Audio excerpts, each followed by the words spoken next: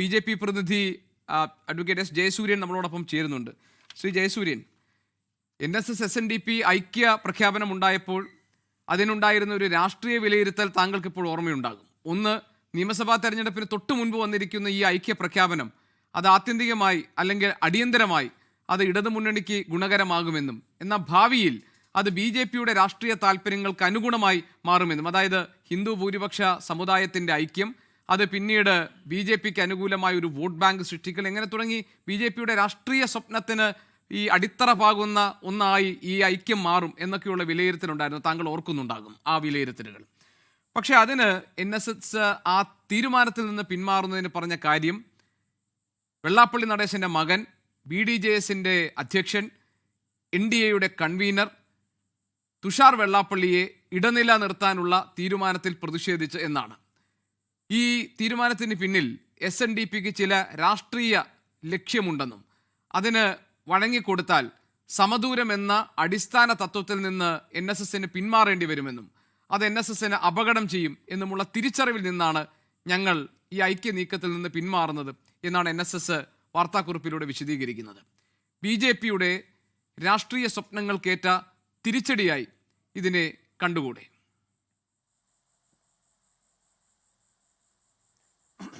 NSS SNDPയും എന്ന് പറയുന്നത് രണ്ട് സമുദായ സംഘടനകളാണ്. അവരുടെ ലക്ഷ്യം രാഷ്ട്രീയമല്ല. എങ്കിൽ പോലും രാഷ്ട്രീയ വിഷയങ്ങളിൽ അവർ ഇടപെടേണ്ടി വരാറുണ്ട്. സമുദായ സംരക്ഷണത്തിൻ്റെ ഭാഗമായി രാഷ്ട്രീയമായിട്ടുള്ള വിഷയങ്ങളിൽ NSSും SNDPയും ഒക്കെ ഇടപെടാറുണ്ട്. എന്നാൽ BJPയെ സംബന്ധിച്ചിടത്തോളം വ്യക്തമായി പറയാം, സമുദായ സംഘടനകളായിട്ട് കാണുകയും അവരുടെ പ്രവർത്തന കേന്ദ്രങ്ങളിൽ, അവരുടെ പ്രവർത്തന ക്ഷേത്രത്തിൽ അവർ പ്രവർത്തിക്കട്ടെ, സ്വതന്ത്രമായി പ്രവർത്തിക്കട്ടെ എന്ന നിലപാടാണ് BJPക്കുള്ളത്. അവരുടെ നിലപാടുകൾ, അതായത് സമുദായ സംഘടനകളുടെ നിലപാടുകൾ ഏത് തരത്തിൽ വന്നാലും അതിനെ BJPക്ക് ഗുണമാണോ ദോഷമാണോ, അല്ലെങ്കിൽ BJPക്ക് തിരിച്ചടിയാണോ നഷ്ടമാണോ എന്നൊരു കണക്കുകൂട്ടലൊന്നും BJPക്കില്ല. കാരണം BJPയെ സംബന്ധിച്ചിടത്തോളം ഒരു രാഷ്ട്രീയ പാർട്ടി എന്നുള്ള നിലയിൽ സമുദായ സംഘടനകളോട്, മതസംഘടനകളോടൊക്കെ ഏറ്റവും സൗഹാർദ്ദപരമായിട്ടുള്ള സമീപനമാണ് എല്ലായിടത്തും ഇന്ത്യ മുഴുവൻ കൈക്കൊണ്ടുകൊണ്ടിരിക്കുന്നത്. അത് തന്നെയാണ് കേരളത്തിലും. അതല്ലാതെ ഏതെങ്കിലും ഒരു സമുദായ സംഘടനയുടെയോ അതായത് നായാടി മുതൽ നസ്രാണി വരെ എന്ന ഈ ഐക്യത്തിന്റെ ആശയത്തിന് BJPയുടെ താല്പര്യമില്ലേ? അത് BJPയുടെ താല്പര്യം അങ്ങോട്ട് കൊടുത്ത് അവരെ കൊണ്ട് പറയിപ്പിച്ചതല്ല. അത് രണ്ടാമത്തെ കാര്യം. ഞാൻ ചോദിക്കുന്നത് അത് BJPക്ക് താല്പര്യമുള്ള ആശയമല്ലേ എന്നാണ്. അല്ല, തീർച്ചയായിട്ടും അതെ. അതായത് എല്ലാ സമുദായങ്ങളും തമ്മിൽ ഐക്യപ്പെടുന്നത് BJPക്ക് വളരെ താല്പര്യമുള്ള കാര്യമാണ്. സമുദായങ്ങൾ വിഘടിച്ച് നിൽക്കുകയും തമ്മിൽ അകന്നു പോവുകയും ചെയ്യുന്നതിന് പകരം സംഘടിച്ചൊന്നിച്ച് തന്നെ നിൽക്കണം. അല്ല, എല്ലാ സമുദായങ്ങളും ഇല്ല. അവിടെ മുസ്ലിം സമുദായത്തെ അപരവൽക്കരിച്ച് മാറ്റി നിർത്തിയിരിക്കുകയാണ്. പറഞ്ഞത് ഓർമ്മയുണ്ടല്ലോ താങ്കൾ, ക്രിസ്ത്യാനികൾ മുസ്ലിങ്ങളെ പോലെ അപകടകാരി, ക്രിസ്ത്യാനികൾ മുസ്ലിങ്ങളെ പേടിച്ചാണ് കഴിയുന്നത് എന്നാണ്. രാഷ്ട്രീയ രംഗത്ത് ഉള്ള ആധിപത്യത്തെ സംബന്ധിച്ചുള്ള ചർച്ചയിൽ ഈ പറയുന്ന വിഷയങ്ങളെല്ലാം ഉയർന്നു വരും. എന്നാൽ ഇവിടെ ക്രൈസ്തവ സഭകൾ തമ്മിലുള്ള ഐക്യവും, മുസ്ലിം സമുദായ സംഘടനകൾ തമ്മിലുള്ള ഐക്യവും, ഹിന്ദു സമുദായ സംഘടനകൾ തമ്മിലുള്ള ഐക്യവും നമ്മുടെ നാടിന് വളരെ നല്ലതാണ്. അതങ്ങനെ തന്നെ മുന്നോട്ട് പോവുകയും വേണം. സമുദായങ്ങളും മതങ്ങളും തമ്മിൽ സംയോജിച്ച് തന്നെ മുന്നോട്ട് പോകണം. ഇവിടെ രാഷ്ട്രീയം കടന്നു വരികയും രാഷ്ട്രീയക്കാർ, പ്രത്യേകിച്ച് കേരളത്തിൽ BJP ഭരിച്ചിട്ട് പോലും ഇല്ല. നമ്മൾ ഓർക്കണം, കേരളത്തിൽ ഭരിച്ച ഇടത് വലത് മുന്നണികൾ, കമ്മ്യൂണിസ്റ്റുകാരും കോൺഗ്രസ്സുകാരും ഇവിടുത്തെ മതങ്ങളെയും ജാതികളെയും വോട്ട് ബാങ്കുകളായി മാത്രം കാണുകയും അവരെ വോട്ട് ബാങ്കായി ഉപയോഗിച്ചുകൊണ്ട് രാഷ്ട്രീയ ലാഭം കൊയ്യാൻ ശ്രമിക്കുകയും ചെയ്യുന്ന കേരളീയ അന്തരീക്ഷത്തിലാണ് ഇത്തരം ആശങ്കകളും ഇത്തരം ചർച്ചകളും തന്നെ വരുന്നത്. അതിന്റെ ആവശ്യമേ ഇല്ല എന്നാണ് BJPയുടെ നിലപാട്. അതൊരു ബുദ്ധിമുട്ടികളായി താങ്കൾ കാണരുത്.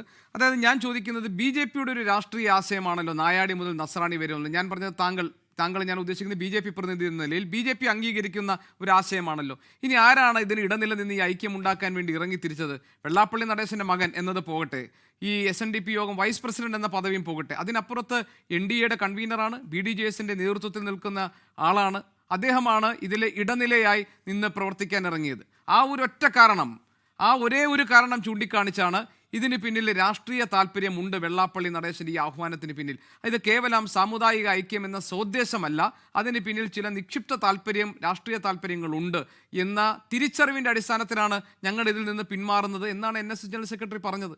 എന്ന് പറഞ്ഞാൽ ഞാൻ ലളിതമായി ചോദിക്കുന്നത്, BJP എന്താണോ ആഗ്രഹിച്ചത്, എന്താണോ നടപ്പാക്കാൻ ഉദ്ദേശിച്ചത്, അതിലെ അപകടം മനസ്സിലാക്കി NSS പിന്മാറി എന്ന് വിലയിരുത്തിയാൽ തെറ്റ് പറയാൻ പറ്റുമോ? തീർച്ചയായിട്ടും തെറ്റ് പറയാൻ പറ്റും. കാരണം അത് തെറ്റ് തന്നെയാണ്. ഇങ്ങനെയൊരു അജണ്ട നടപ്പാക്കാൻ വേണ്ടി BJPക്ക് ഈ രീതിയിലുള്ള ഒരു നാടകം കളിക്കേണ്ട ആവശ്യമേ ഇല്ല. അതിൽ ആരെയെങ്കിലും ചുമതലപ്പെടുത്തി അങ്ങനെ ഒരു ചർച്ചയുണ്ടാക്കി, ആ ചർച്ചയിൽ കൂടി സമവായമുണ്ടാക്കി, അതിൽ കൂടി BJPയുടെ രാഷ്ട്രീയ നേട്ടമുണ്ടാക്കുക എന്നൊരു ലക്ഷ്യം BJPക്ക് ഇല്ല. അപ്പോൾ അത് കേവലം ഒരു സംശയമാണ്, അല്ലെങ്കിൽ ആരോപണം മാത്രമാണ്. സമുദായ സംഘടനകളുടെ നിലപാടുകൾ പല രാഷ്ട്രീയ പാർട്ടികൾക്കും അനുകൂലമായും എതിരായിട്ടും കേരള ചരിത്രത്തിൽ ഇഷ്ടം പോലെ ഉണ്ടായിട്ടുണ്ട്.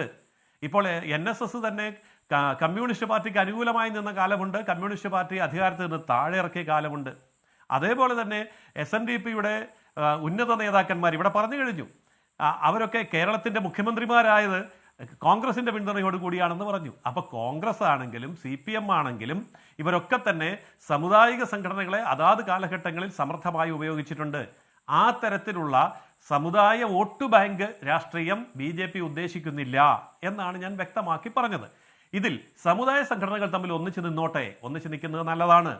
അങ്ങനെ ഒന്നിച്ച് നിൽക്കുന്നതിൽ BJPക്ക് രാഷ്ട്രീയ ലാഭം ഉണ്ടാക്കാൻ വേണ്ടി ആരെയെങ്കിലും ചുമതലപ്പെടുത്തി, അല്ലെങ്കിൽ തുഷാറിനെ ചുമതലപ്പെടുത്തി, അതല്ലെങ്കിൽ വെള്ളാപ്പള്ളി നടേശനെ ചുമതലപ്പെടുത്തി, അല്ലെങ്കിൽ NSSനെ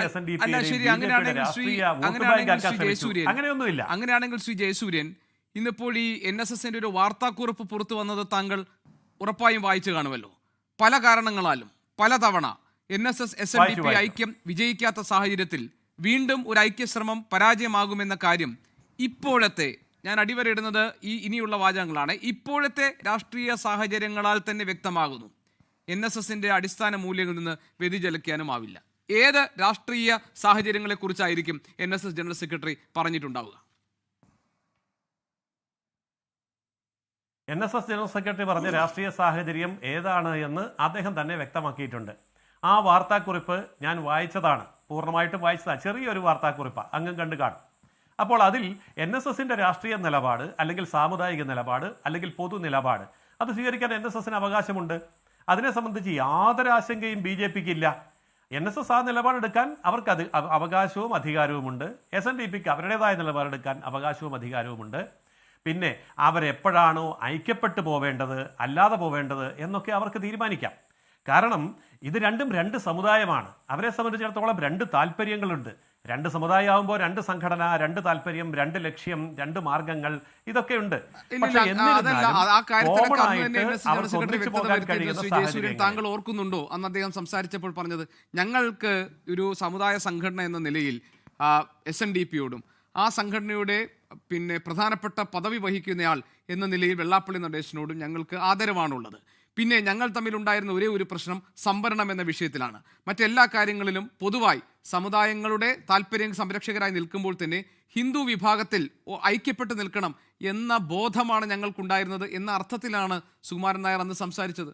അപ്പോൾ ആകെ ഉണ്ടായിരുന്ന ഒരു കല്ലുകടി, ആകെ ഉണ്ടായിരുന്ന എതിർപ്പിൻ്റെ ഒരു നേരിയ ഘട്ടം എന്ന് പറഞ്ഞത് അത് മറ്റേതെങ്കിലും തരത്തിലുള്ള പ്രശ്നങ്ങളല്ല, അത് സംവരണവുമായി ബന്ധപ്പെട്ട വിഷയത്തിലായിരുന്നു എന്ന് വ്യക്തമാക്കിക്കൊണ്ടാണ് കാലം മാറിയെന്നും സാഹചര്യങ്ങൾ മാറിയെന്നും ഇനി ഒന്നിച്ചു പോകണമെന്നും ഒക്കെയുള്ള പ്രഖ്യാപനം ഇരു സമുദായ നേതാക്കളുടെ ഭാഗത്തും ഉണ്ടായത്. പക്ഷേ പിന്മാറ്റം പെട്ടെന്ന് വരാൻ ഒറ്റ കാരണമേ ഉള്ളൂ. കാരണം അത് ബോർഡിനകത്ത് ഇങ്ങനെ ഒരു ആശയം അവതരിപ്പിച്ചതിന് NSS ജനറൽ സെക്രട്ടറിയാണ്. അദ്ദേഹം പറയുന്നത് ഇതിൽ SNDPക്ക് ചില കള്ളക്കളികളുണ്ട്. ഇനി ആ കള്ളക്കളിക്ക് കാരണമായി അദ്ദേഹം പറയുന്നത് എന്താണ്? മകനായാലും ശരി, വരുന്നത് ഒരു രാഷ്ട്രീയ പാർട്ടി പ്രതിനിധിയാണ്. ആരാണ് അദ്ദേഹം? അദ്ദേഹം NDAയുടെ കൺവീനറാണ്. അപ്പോൾ അതിന് പിന്നിലെ രാഷ്ട്രീയത്തെ തിരിച്ചറിഞ്ഞുകൊണ്ടാണ് ഞങ്ങളിപ്പോൾ പിന്മാറുന്നത് എന്ന് പറഞ്ഞാൽ അത് BJPക്ക് ഏറ്റ പ്രഹരം അല്ലെങ്കിൽ പിന്നെ ആർക്കുള്ള പ്രഹരമാണ്? അത് ആർക്കുമുള്ള പ്രഹരമല്ല. അത് NSSന്റെ നിലപാട് അവർ വ്യക്തമായി പ്രഖ്യാപിച്ചു എന്ന് മാത്രം. അപ്പോൾ തന്നെ NSS ജനറൽ സെക്രട്ടറി ബഹുമാനപ്പെട്ട സുകുമാരൻ നായർ വ്യക്തമാക്കിയ ഒരു കാര്യം കൂടിയുണ്ട്. ഞങ്ങൾ തമ്മിലുള്ള സൗഹാർദ്ദത്തിന് യാതൊരു പ്രശ്നവുമില്ല. ഇത് സൗഹാർദ്ദവുമായി ബന്ധപ്പെട്ട വിഷയമല്ല. അതോടൊപ്പം അദ്ദേഹം പറയുന്നുണ്ട്, അദ്ദേഹത്തിന് രാഷ്ട്രം നൽകിയ ആ പദവി അതിൽ ഞാൻ സന്തോഷിക്കുന്നു എന്ന് തന്നെ സുകുമാരൻ നായർ പറയുന്നുണ്ട്. അപ്പോൾ സൗഹൃദത്തിന് പ്രശ്നമില്ല, സന്തോഷത്തിന് പ്രശ്നമില്ല. രണ്ട് സമുദായങ്ങൾ തമ്മിലുള്ള നിലപാടുകളെ സംബന്ധിച്ചിടത്തോളം രാഷ്ട്രീയ നിലപാടാണെങ്കിലും മറ്റ് നിലപാടുകളാണെങ്കിലും അതിലുള്ള വൈരുദ്ധ്യങ്ങളും വൈവിധ്യങ്ങളും അദ്ദേഹം തുറന്നു കാണിക്കുന്നു. സമദൂരം എന്ന് പറയുന്ന NSSന്റെ നിലപാടിൽ ഉറച്ചു നിൽക്കുന്നു എന്നല്ലാതെ അതിനപ്പുറം BJPക്ക് ഒരു പ്രഹരവും ഏറ്റിട്ടില്ല. BJP ഈ കാര്യത്തിൽ അദ്ദേഹം ശരി. ഏതായാലും ഡോക്ടർ PK ഗോപൻ, അതോടൊപ്പം തന്നെ ശ്രീ അനൂപ് VR എന്നിവർ കൂടി താങ്കൾ ഈ പറഞ്ഞ നിലപാടുകൾ കേൾക്കുന്നുണ്ട്. അവർക്ക് അഭിപ്രായം പറയാനുണ്ടാകും, മറുപടിയും ഉണ്ടാകും. ഞാൻ ലോകത്തെവിടെയായാലും ഏത് സമയത്തും 24 വാർത്തകളും ഓഗ്മെന്റഡ് റിയാലിറ്റി പാക്കേജുകളും എക്സ്പ്ലെയിനറുകളും വിശദമായി കാണാൻ ഞങ്ങളുടെ YouTube ചാനൽ നിങ്ങൾക്ക് സബ്സ്ക്രൈബ് ചെയ്യാം.